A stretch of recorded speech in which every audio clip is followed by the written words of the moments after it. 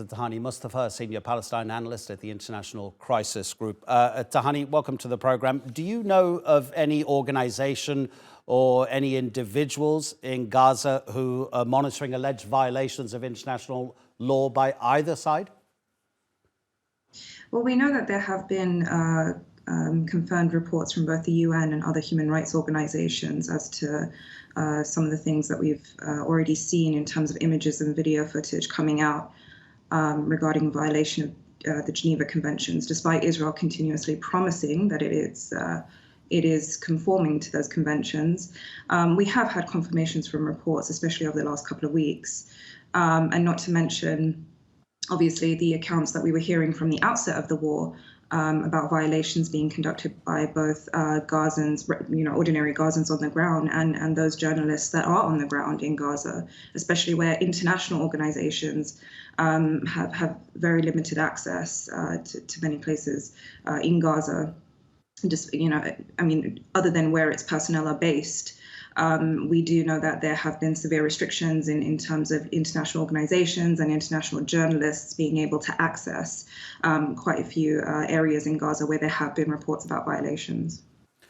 Have you seen these pictures, Tahani? We've got some pictures that are being shown, here we are, on social media, but also by Israeli media outlets. And what we see are a group of Palestinians who have been stripped to their underwear, and clearly they've been, there they are, the Israeli soldiers, and they're obviously some young teenagers as well.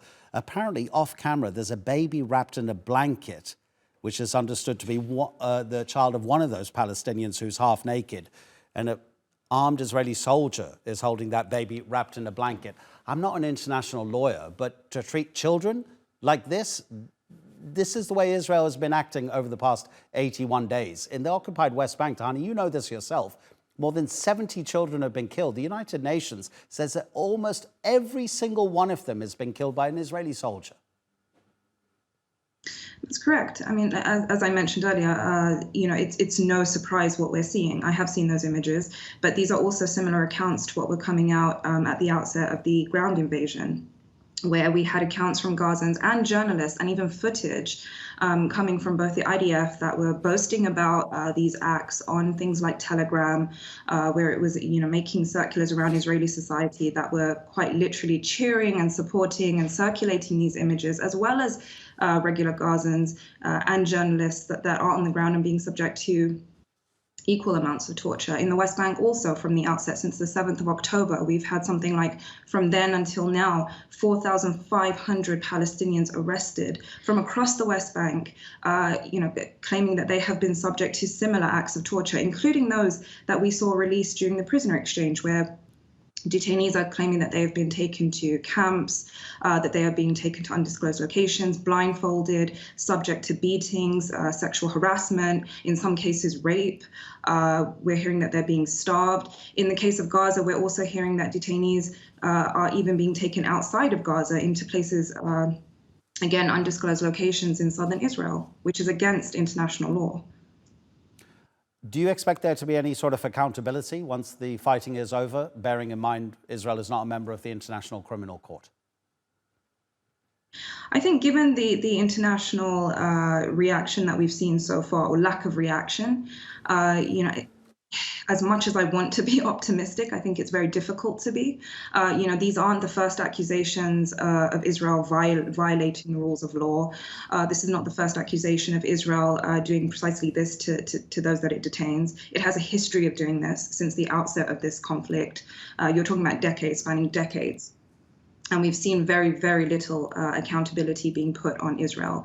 Israel knows that it can get away with complete impunity, which is why you have them quite literally circulating their own crimes on social media, being bold enough to do that, because it knows that it has the backing of, the world's most powerful countries. We've seen complete silence from both its Western allies and Arab regimes, beyond a few statements of condemnation here and there, but very little action to actually pressure Israel, despite the mountains of evidence we've seen that Israel has now long exceeded the criteria for committing genocide in Gaza.